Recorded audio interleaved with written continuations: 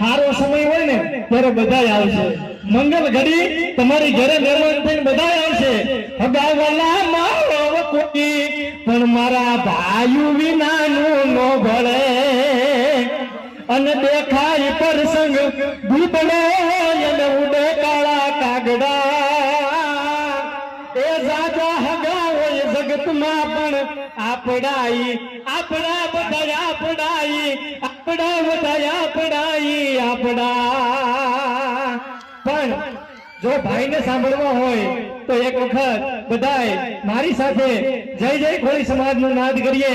ભાઈએ કીધું એમ રાજકારણને ખબર પડી જાવી જોઈએ સુરતની અંદર આજ કોળી સમાજનું સંમેલન હતું. એટલે જય જય કોળી સમાજ, જય જય કોળી સમાજ, જય જય કોળી સમાજ, જય જય કોળી સમાજ. જોરદાર તાળીઓના ગડગડાટથી વધાવીએ આપણે ભાઈ શ્રી હીરાભાઈ સોલંકી.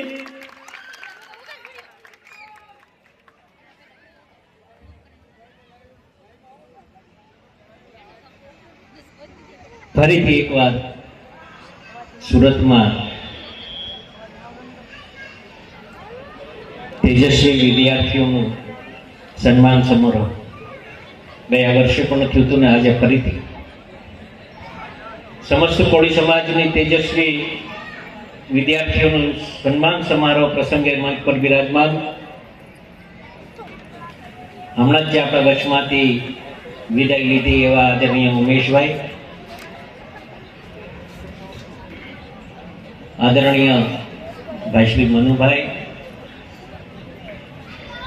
આદરણીય ભાઈ શ્રી પીએમ સાકટ. મનુભાઈએ વાત કરી એમાં વાતો પાછો દોહરાવું છું. તમે આપણા બાળકોને ભણાવો ગણાવો પણ હારો હાર એને સંસ્કાર આપજો. અમને ખબર છે ઘણી બધી ફરિયાદો અમને સુરતથી અહીંયા આવતી હોય છે તો ત્યારે દુઃખ થાય છે. દીકરા દીકરીઓને જો ન કરવાનું હોય એવું કરી બેઠે છે ત્યારે દુઃખ થાય છે. આપણું બાળક શું કરે છે એ વાલીઓને ખાસ ખબર રહેવી જોઈએ.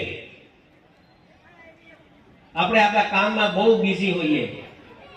આપણો દીકરો શું કરે છે, આપણી દીકરી શું કરે છે એ આપણે એને વધારે ધ્યાન ઉપર લેતા નથી, પણ એ આપણી બહુ મોટી ભૂલ છે. અને ઘણી બધી ફરિયાદો અમારા સુધી આવે છે એટલે કદાચ ખોટું લાગશે પણ માફ કરજો, પણ સાચું છે એ કેવું પડે. એક સમાજના આગેવાન તરીકે કડવા ઘૂંટડા પીવડાવવા પડે અને કેવું પડે. અને હું તો દીકરા દીકરીઓને પણ કહું છું કે તમારી જે આ સક્સેસ છે ને, તમે જે આટલા 99% લાવ્યા, 98 લાવ્યા, 97 લાવ્યા, 96 લાવ્યા, તમારા વાલીઓ ભણાવે છે, જરા પાછળ વળીને જોજો તો ખરા. કદાચ જીવે છે ને હાચી એક જોડ ખાલી કપડા પહેર્યાની હવે તમારા માટે ક્યારેય ખરાબ કપડા ન આપ્યા હોય, હારા ડ્રેસ પહેરાવીને તમે સ્કૂલમાં મોકલાવ્યા હોય, બાપે હારા ચપ્પલ ન પહેર્યા હોય પણ તમારા માટે હારી મોજડી આપી હોય, હારા બૂટ આપ્યા હોય, મારો દીકરો હારો જાય, મારી દીકરી હારી સ્કૂલમાં ભણવા જાય, એના હારે ડ્રેસ આપો, કોઈ દિવસ એની ચિંતા ન કરી હોય એ પાછળ કરીને જોજો. તમારા વાલીઓ, તમારો બાપ કઈ રીતે હીરા દસતો હોય અને તમે સ્કૂલમાં ભણાવવા માટે ફી એકત્રિત કરતો હોય, કદાચ એનું વિચારજો મિત્રો. આજે બાળકો જે બીજી વાતો કરે છે ને, બાળકો જે ન કરવાનું કરી બેઠે છે એના માટેની આ વાત કરું છું. એને સારા સંસ્કાર આપજો. ઘણા બધા પછી વાલીઓ આવે કે ભાઈ અમારી દીકરી અહીંથી આના ગયા કે આમ થઈ ગયું તેમ થઈ ગયું. મિત્રો બહુ મોટા આપણા સમાજમાં કઈ છોકરાઓની કમી નથી. આજે છોકરાઓ આપણા જો કેટલું ભણે છે. અને હું તો કહું છું જે બાળકને જેમાં ટેલેન્ટ હોય છે બાળકમાં એમાં જ એને આગળ વધારજો. દીકરાને ગણિતમાં આગળ હોય તો એને કોમર્સમાં એને એડમિશન અપાવજો, પછી એને સાયન્સમાં નહીં અપાવતા. એને આપણી ઈચ્છા હોય કે આપણે ડોક્ટર બને પણ લાયકાત જે પ્રમાણે દીકરાને સ્પોર્ટ્સમાં આગળ વધવું હોય એને જબરદસ્તી આપણે એને સાયન્સમાં મોકલીએ તો કઈ રીતે એ બાળક ભણી શકે. જે બાળકને જેમાં ટેલેન્ટ છે એમાં એને જેમાં રુચિ હોય એમાં એને આગળ વધારજો મિત્રો. આવા કાર્યક્રમો જે થઈ રહ્યા છે એ આપણા સમાજ માટેની ખૂબ મોટી ઉપલબ્ધિઓ છે. હું આપ સૌને વિનંતી કરું છું તો તમે આપણા સમાજના વડીલો ઘણા બધા બેઠા છે, અહીંયા ઘણા બધા યુવાનોને હજુ જોઈ નથી શક્યો, પણ ઘણા બધા આપણા સુરતના એવા યુવાનો છે જે સમાજને હર હંમેશા માટે ક્યારેક એવી મુશ્કેલી પડી હોય ત્યારે એક થઈ અને ઉભા પગને જ્યારે કામ કરતા હોય ત્યારે અમને પણ ગર્વ થતું હોય. એના માટે અમને બીજું તમે કંઈ કરો કે નહીં કરો એની ચિંતા તમે નહીં કરતા મિત્રો, એક વાર ધ્યાનમાં રાખજો. પણ તમે જ્યાં હશો ત્યાંથી એને પ્રોત્સાહન આપજો. અને એક વાત હંમેશા યાદ રાખજો મિત્રો, જે યુવાનો સોશિયલ મીડિયામાં ખૂબ પ્રગતિ કરી રહ્યા છે ત્યારે અમારી ખાસ એને વિનંતી છે, ક્યારે આપણા સમાજના આગેવાનોની કાપતી વાતો ન રાખતા આટલી વિનંતી કરવા આવ્યો છું. બીજા કોઈ સમાજમાં તમે ઘણું બધું અહીંયા સુરત રહ્યો છો, વિચાર તો કરો, ક્યારે બીજા કોઈ સમાજે એના સમાજની કાપતી વાતો કરી છે? નથી કરી. અહીંયા બધા પ્રમુખો, બધા સમાજના બધા આગેવાનો, બધા અટકના લોકોના પ્રમુખ અહીંયા બેઠા હશે. મેં ગયા વખતે એક વાત કહી હતી, જ્યારે સમસ્ત કોળી સમાજનું રાખશો, બાળકોનું પ્રોત્સાહન આપવા માટે તમે અવશ્ય હાજરી આપશું. એમ તમારી આ નો થાય કે ગામડા સુધી પહોંચે છે, એટલે હું આ વિનંતી કરું છું. તમે બધાને બધી અટકની સાથે કરીને કરજો. આજે આ મેરામણ તો જો કેટલું માણસો ઊભું છે મિત્રો, આ સમસ્ત કોળી સમાજનું છે ને, આટલું મોટું મેરામણ અહીંયા ઊભું છે. હા, કઈ નાની વાત થોડી છે આ મિત્રો. આ સુરત છે ને, સુરત આખા ગુજરાતનું હબ છે અહીંયા. અને અહીંયાથી જે વાતાવરણ સમાજ માટે કરવું હોય અહીંયાથી ઊભું થતું હોય છે. જે વાતો કરવી હોય અને જે ગામડા સુધી પહોંચાડવી હોય તો એ આ સુરતથી ઊભું થતું હોય છે મિત્રો. અમે તો ખાલી આ વાત કરીએ ને, અમને અહીંયા બેઠાડી દેતા. હું તો હંમેશા કહેતો હોઉં છું कि कुर्सी नहीं जिम्मेदारी संभाली है हमने, ये कुर्सी नहीं जिम्मेदारी संभाली है हमने, कोળી समाज की कायनात बदलने की ठानी है हमने. समय तो आवशे મિત્રો, એક વાત અવશ્ય યાદ રાખજો, દરેક સમાજનો સમય આવ્યો છે, આપણો એ આવવાનો છે. પણ એ ક્યારે હું અવાજ આપું તમને ત્યારે તમે કહેજો હમ સબ એક હૈ. आवाज दो, आवाज दो. આપણે બધા એક હશું ને તો આપણે જે વિચાર્યું હશે એ પરિણામે પહોંચી શકશું.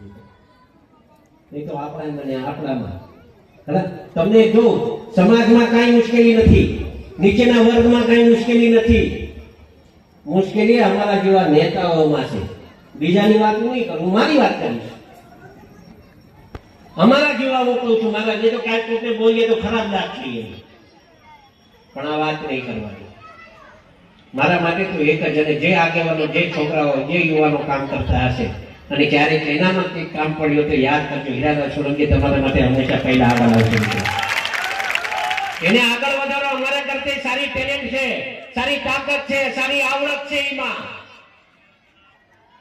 આમાંથી કેટલાય યુવાનો છે ને અમારા કરતા સારું બોલે, સારા કામ કરી કે, પણ એને એવી તક નથી મળી.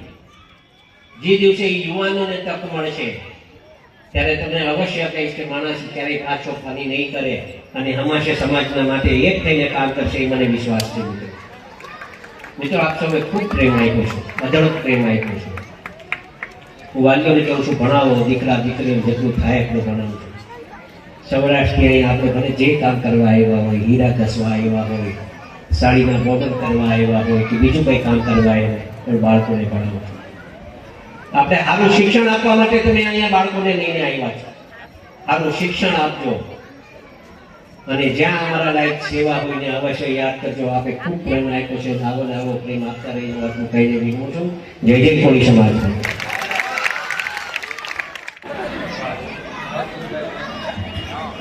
ભાવસિંહભાઈ વાળા, સુરત પોલીસ, આજના કાર્યક્રમમાં આપણને 2100 રૂપિયા ભેટ રૂપે આપે છે. ખૂબ ખૂબ ધન્યવાદ ભાવસિંહભાઈ. માફ પરિવારનો છે જે મને બહુ ગમ્યું અને મને ક્યારનો કહે છે રાહુલભાઈ મારે આપણા કાર્યક્રમની અંદર બે શબ્દ બોલવા છે. મારે